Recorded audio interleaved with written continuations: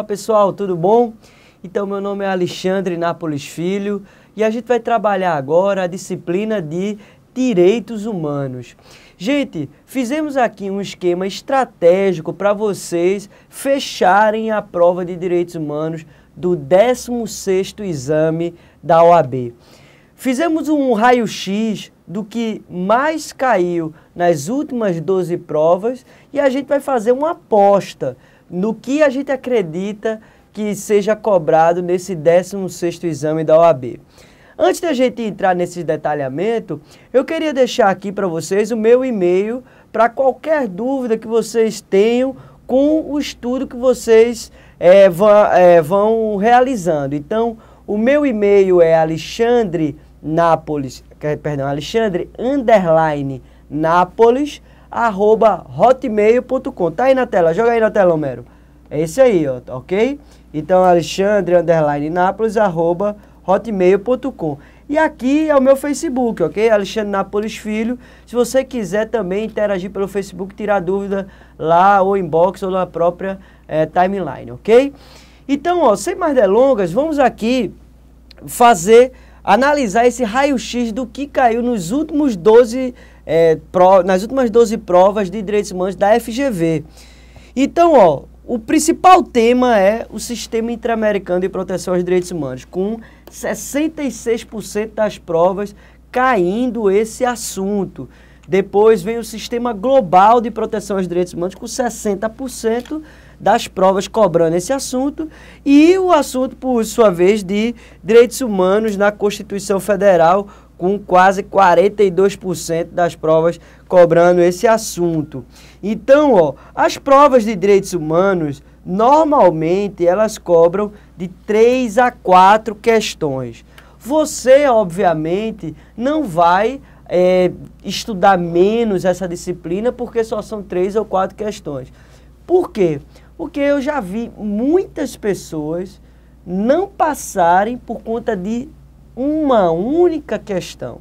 Então, qualquer assunto para vocês são decisivos.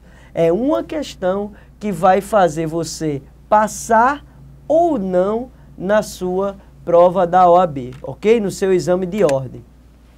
Então, qual é a minha aposta para esse 16º, levando em consideração esses assuntos que já caíram? Então, são 3 apostas que eu faço.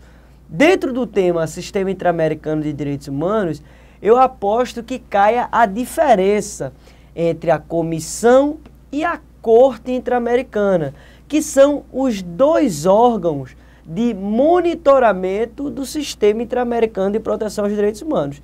Então, essa é minha aposta e a gente vai resolver uma questão aqui para analisar como que as provas de concurso público e a prova da FGV gosta de cobrar esse conteúdo.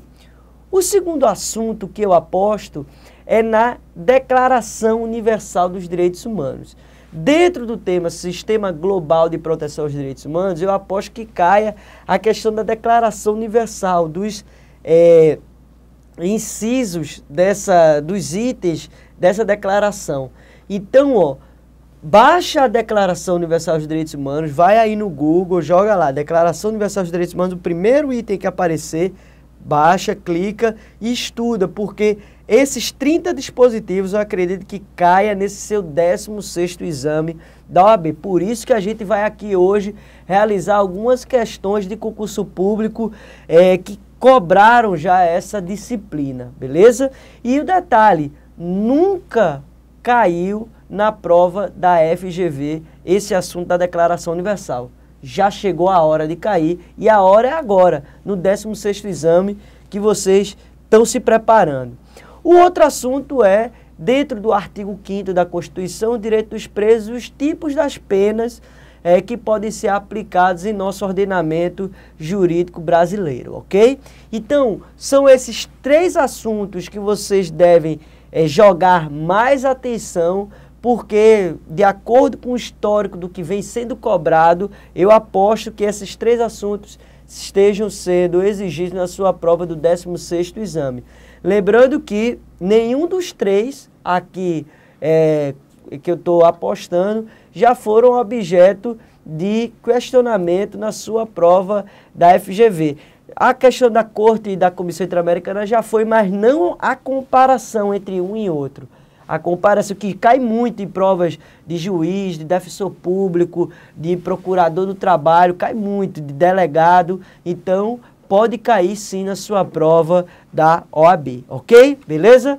Então, sem mais delongas, vamos lá começar com o assunto do Sistema Interamericano de Direitos Humanos, mais especificadamente sobre a Comissão Interamericana de Direitos Humanos. Vamos lá ver o que é que pede esse 10º exame da OAB. Ele diz aí, ó, sobre as denúncias e o sistema de responsabilização por violações de direitos humanos perante a Comissão Interamericana de Direitos Humanos, assinale a afirmativa correta. Volta aqui para mim, Homero.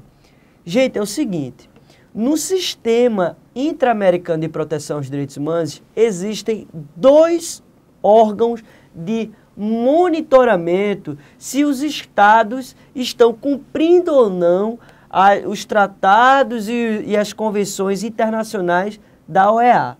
Então, existem dois órgãos, a Comissão Interamericana de Proteção aos Direitos Humanos e a Corte Interamericana de Direitos Humanos.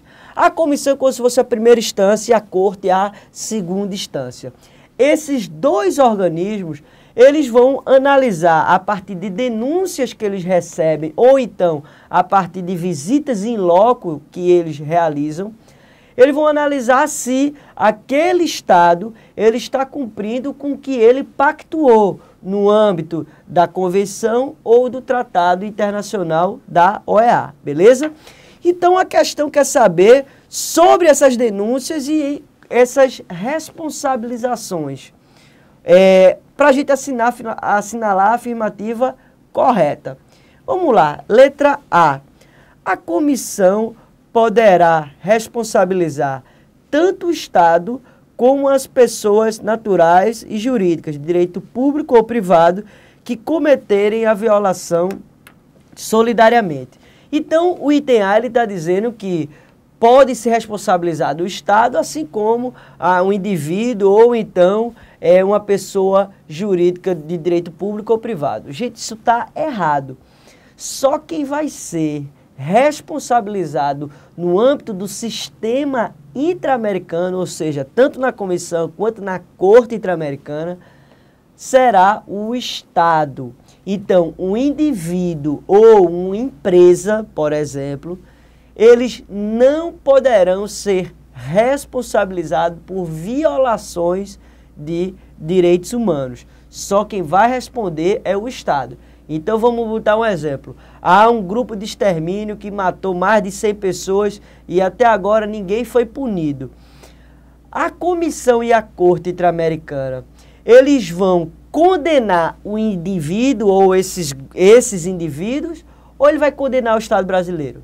Ele vai condenar o Estado brasileiro pela violação cometida contra aquelas vítimas, ok?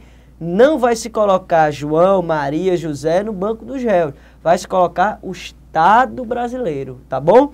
Então, letra A está falso, está lá no artigo 44 da Convenção Americana de Direitos Humanos. Então, letra A, falso.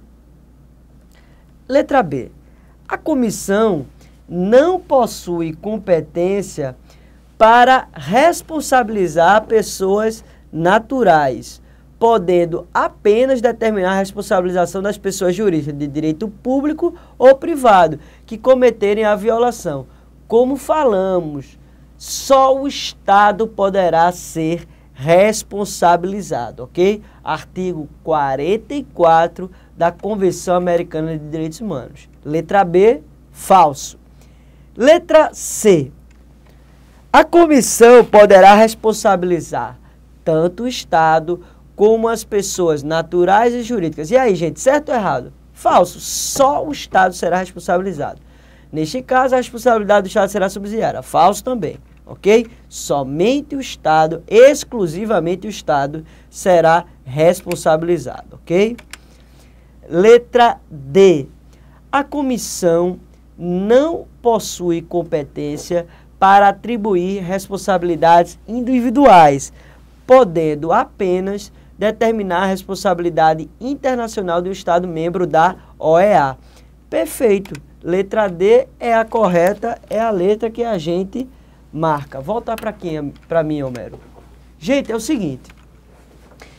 Um Estado, ele só vai ser analisado pela Comissão Interamericana se esse Estado for membro da OEA e tiver ratificado a Convenção Americana de Direitos Humanos, também chamada de Pacto de São José da Costa Rica.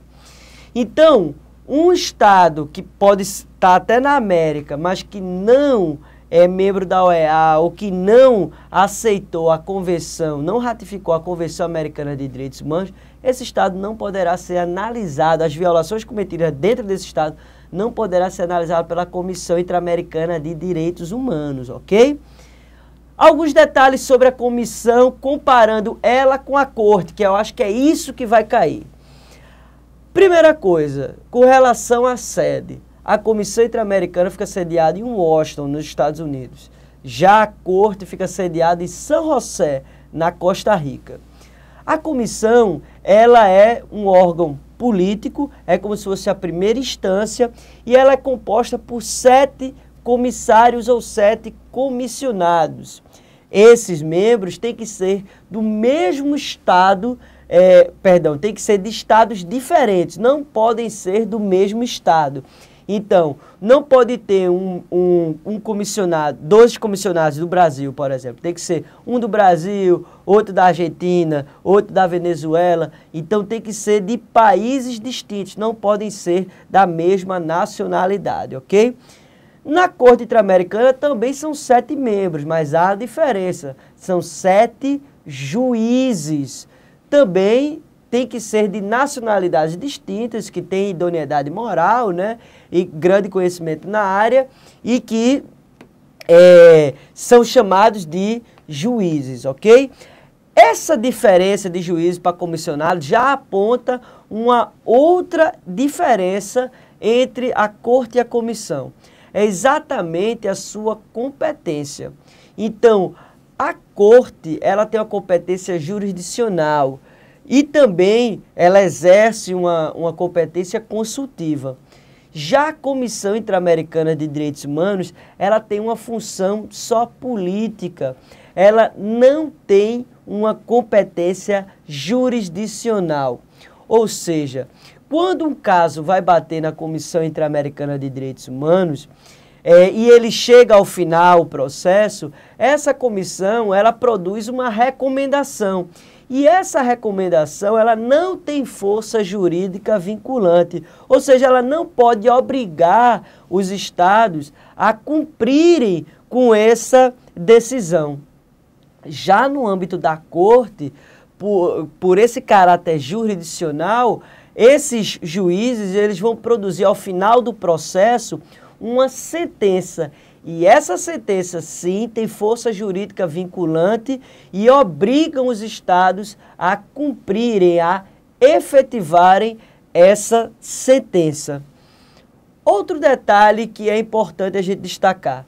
Quem é que pode acessar a comissão e a Corte Interamericana?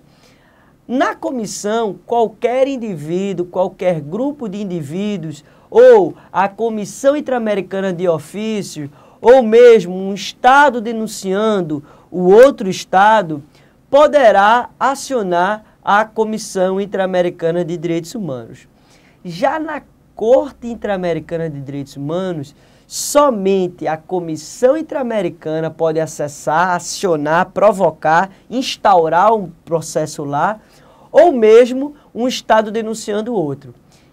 Isso significa dizer, gente, que o indivíduo, ele não tem capacidade jurídica ativa, capacidade processual para litigar diretamente na Corte Interamericana de Direitos Humanos. Ele não pode acionar diretamente a Corte Interamericana. Ele depende da comissão ou de um outro estado membro da OEA e que aceitou a jurisdição da Corte Interamericana, ok? Cuidado com isso, que isso é pegadinha certa de prova, ok? Se a prova perguntar, um indivíduo pode peticionar diretamente para a Corte Interamericana? Resposta, não, porque ele não tem essa legitimidade ativa ad causam, ok? Beleza? Outro detalhe sobre a Corte Interamericana, dentro da competência consultiva, é que ela pode interpretar tratados internacionais somente da OEA. A Corte não pode interpretar a aplicabilidade, o alcance de um tratado internacional da ONU, por exemplo. Ela só vai exercer essa função consultiva, a Corte só exerce a função consultiva com relação aos tratados e convenções internacionais da OEA, não podendo analisar de outro organismo internacional, da OIT ou da ONU, ok? Outro detalhe, essa sentença da Corte, ela é definitiva e inapelável, conforme diz o artigo 67 da Convenção Americana dos Direitos Humanos. Não cabe recurso da sentença da Corte, ok? Ademais, o Brasil já foi condenado em 4 casos. 5 processos já foram abertos no âmbito da Corte Interamericana. Um deles o Brasil foi absolvido e em 4 ele foi condenado. O último caso que ele foi condenado foi o caso da guerrilha do Araguaia, o caso Gomes Lund, ok? Beleza?